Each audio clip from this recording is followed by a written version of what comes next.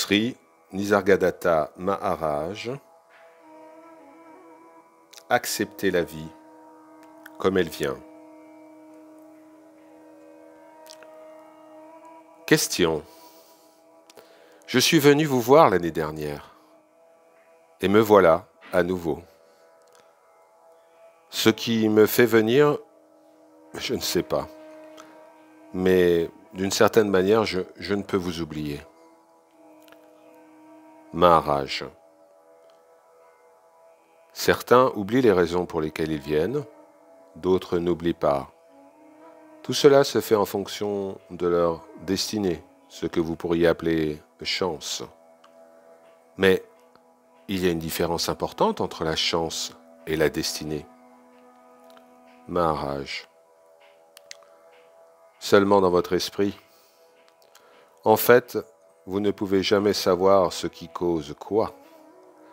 La destinée, c'est juste un concept qui vous permet de dissimuler votre ignorance. La chance, c'est un autre concept. Si je ne connais ni les causes ni les conséquences, peut-il y avoir liberté? Il y a une infinité de causes et de conséquences. Tout affecte tout. Dans cet univers, lorsqu'une chose change, tout change. Lorsque l'homme se change lui-même, il change le monde. Selon vos propres paroles, vous avez, grâce à votre gourou, changé radicalement il y a 40 ans. Pourtant, le monde est demeuré tel qu'il est. Maharaj. Mon monde a totalement changé. Votre monde est resté le même parce que vous n'avez pas changé.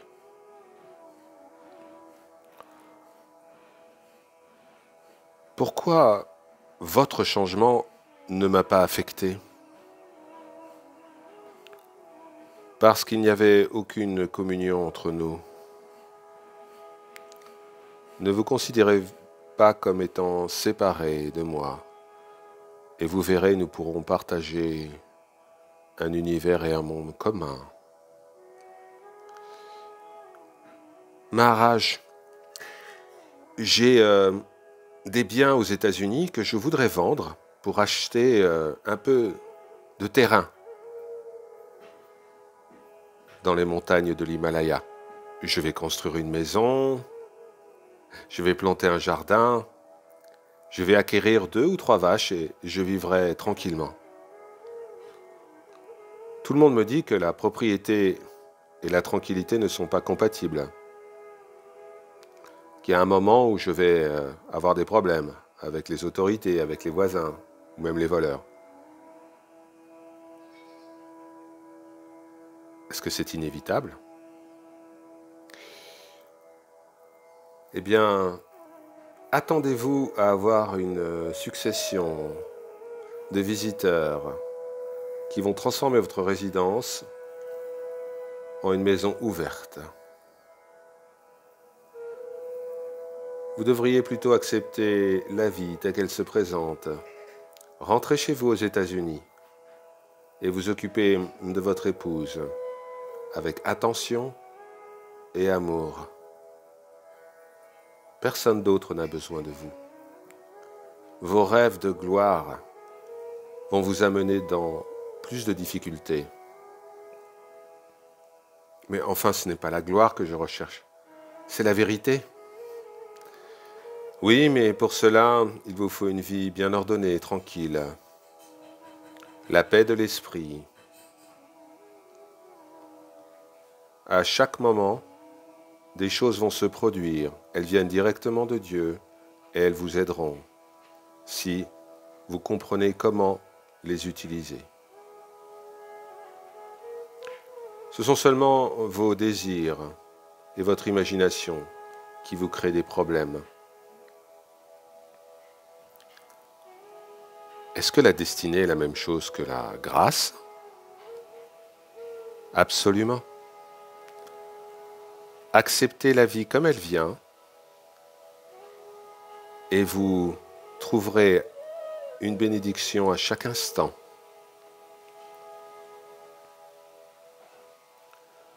Je peux accepter ma vie, mais comment puis-je accepter la vie que d'autres sont obligés de subir? Vous l'acceptez d'une certaine manière. La tristesse des autres n'interfère pas avec vos propres plaisirs. Si vous étiez réellement plein de compassion, vous auriez abandonné depuis longtemps la préoccupation de vous-même et vous seriez devenu une personne véritablement aidante. Mais si j'ai une grande maison et beaucoup de terrain, je pourrais créer un ashram avec des chambres individuelles, un hall de méditation, un restaurant, une bibliothèque, un bureau. Chers disciples, les ashrams ne sont pas faits, ils se produisent. Vous ne pouvez les démarrer ou éviter qu'ils se créent, comme vous ne pouvez pas démarrer ou arrêter une rivière. Bien des facteurs entrent en jeu lorsqu'il s'agit de créer un ashram. Et votre maturité spirituelle est l'un de ces facteurs. Bien sûr, si vous ne vous connaissez pas vous-même, eh bien, tout ce que vous ferez deviendra de la cendre. Vous ne pouvez pas imiter un gourou et vous en sortir. Toute forme d'hypocrisie se terminera mal. Mais quel est le problème à se comporter comme un saint, même si on n'est pas encore véritablement un gourou? Imiter la sainteté est une forme de pratique spirituelle. C'est très bien si vous ne revendiquez aucun mérite de cette action. Mais comment puis-je savoir si je suis capable de créer un ashram si je ne fais rien ou si je ne le crée pas encore? Eh bien, aussi longtemps que vous penserez être une personne, un corps et un esprit séparés du courant de la vie, ayant une volonté par lui-même, poursuivant ses propres buts, vous vous contenterez de vivre à la surface et tout ce que vous ferez sera éphémère et de peu de valeur, comme de la paille alimentant le bûcher des vanités. Vous devez véritablement accumuler une vraie valeur en vous avant de pouvoir démarrer quoi que ce soit de réel. Quelle est votre valeur? Oh Maharaj, mais comment pourrais-je mesurer cette valeur? Regardez le contenu de votre mental. Vous êtes ce que vous pensez être. Êtes-vous, la plupart du temps, juste préoccupé par votre petite personne et ses besoins quotidiens? Un des bénéfices de la méditation, c'est qu'elle vous extirpe du quotidien, de la routine, et elle vous rappelle que vous n'êtes pas ce que vous pensez être. Mais se rappeler n'est pas suffisant. L'action doit se concrétiser. Ne soyez pas comme un homme riche qui a écrit un testament en détail, mais qui refuse de mourir.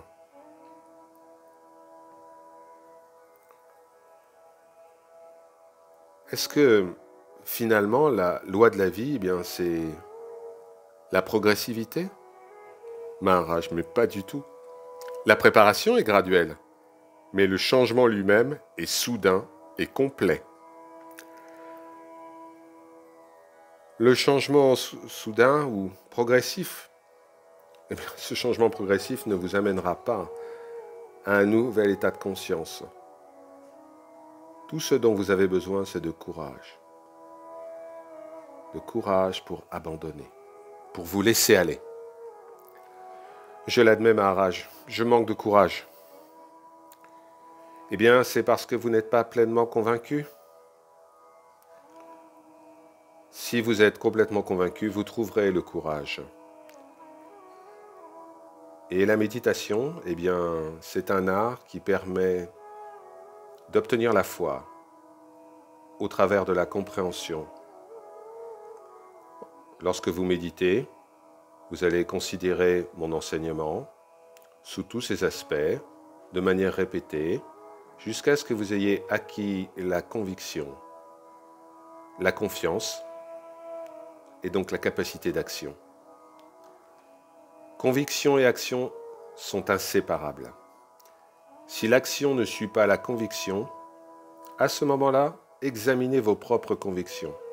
Ne vous accusez pas vous-même d'un manque de courage. Vous critiquez vous-même, cela ne vous amènera nulle part.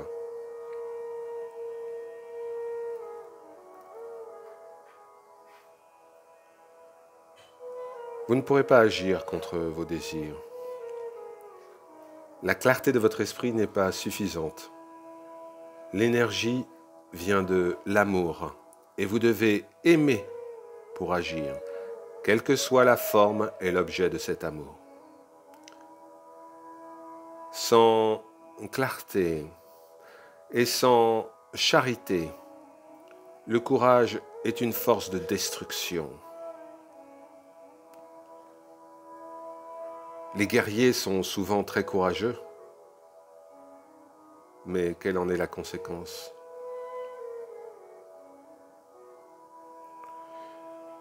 Maharaj, je vois très clairement que tout ce que je désire est une maison avec un jardin où je pourrais vivre en paix.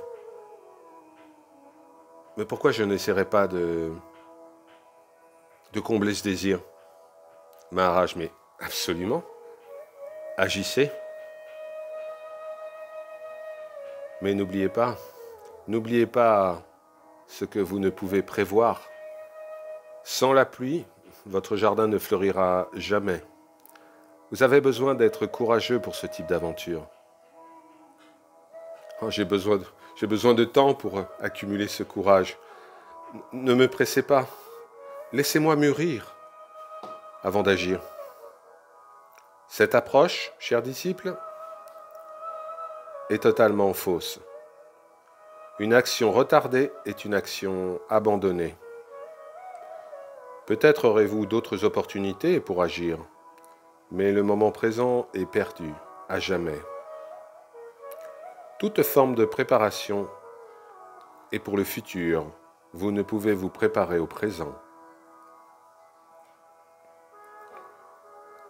Qu'est-ce qui ne va pas au sujet de la préparation pour le futur? Agir ici et maintenant ne nécessite pas vraiment de préparation. La clarté, c'est maintenant. L'action, c'est maintenant. Penser à être prêt, cela bloque l'action. Et l'action est la pierre angulaire de la réalité. Même si nous agissons sans conviction, disciples, vous ne pouvez pas vivre sans action. Et derrière chaque action, il y a une peur ou un désir. Tout ce que vous faites, en définitive, est fondé sur la conviction que le monde est réel et indépendant de vous-même. Si vous étiez convaincu du contraire, votre comportement serait bien différent. Il n'y a rien de déplacé avec mes convictions. Et mes actions, eh bien, elles sont définies par les circonstances. En d'autres mots, vous êtes convaincu de la réalité des circonstances, vous êtes convaincu de la réalité du monde dans lequel vous vivez. Remontez à la source. Et vous verrez qu'avant que le monde soit, vous étiez déjà là. Et lorsque le monde ne sera plus, vous serez encore là. Trouvez votre être éternel et accomplissez vos actions en conséquence. Avez-vous trouvé cet être éternel? Non, je ne l'ai pas trouvé. Alors qu'avez-vous à faire d'autre? Ceci est votre objectif le plus important. Vous ne pouvez pas vous voir indépendant de tout, à moins que vous laissiez aller tout et que vous restiez indéfini. Une fois que vous savez qui vous êtes, ce que vous faites ne compte pas. Mais pour réaliser votre indépendance, vous devez laisser aller tous vos attachements, tous vos liens. L'homme réalisé vit sur le plan de l'absolu. Sa sagesse, son amour et son courage sont complets. Il n'y a rien de relatif à son sujet.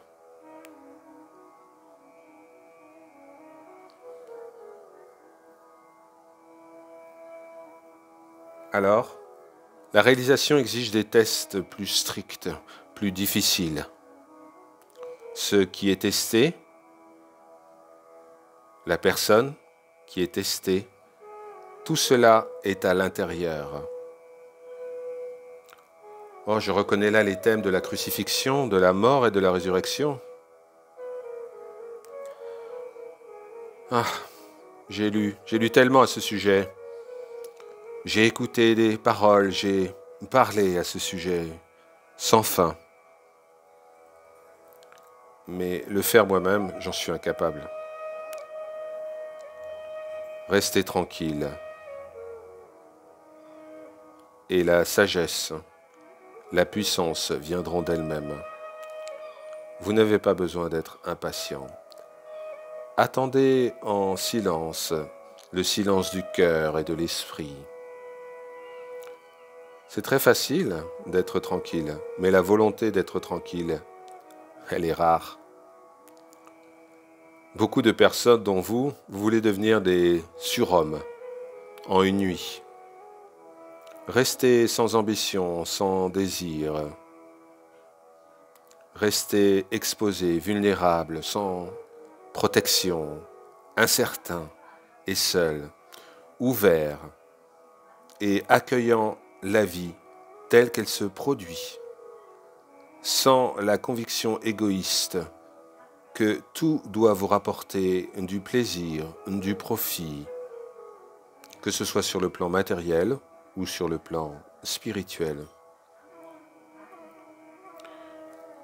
Je comprends ce que vous voulez dire, mais je ne vois pas comment faire. Si vous savez comment faire, vous ne le ferez pas. Abandonnez. Abandonnez toute tentative. Contentez-vous d'être. N'essayez pas d'accomplir. Ne vous battez pas. Laissez aller toute forme d'aide, de support. Soyez. Soyez et balayez tout le reste. Cela est suffisant. Mais comment balayer? Plus je balaye, plus des choses remontent à la surface. Ne leur accordez aucune attention. Laissez-les aller et venir. Vous savez, les désirs et les pensées sont des objets. Ne regardez pas ces objets.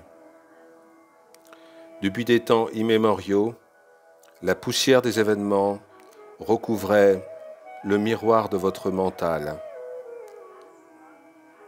Alors, il ne restait que quelques mémoires à observer. Dispersez la poussière avant qu'elle ait le temps de s'installer. Cela mettra à jour d'anciennes couches, jusqu'à ce que la véritable nature de votre esprit soit découverte. En réalité, cela est simple. Soyez persistant et patient, c'est tout.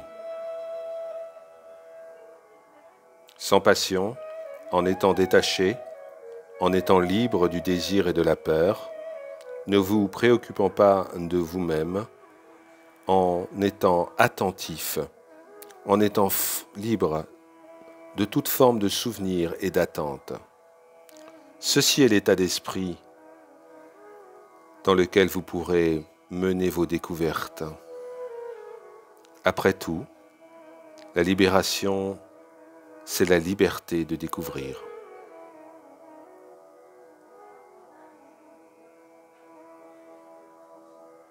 Om Shanti, Shanti, Shanti.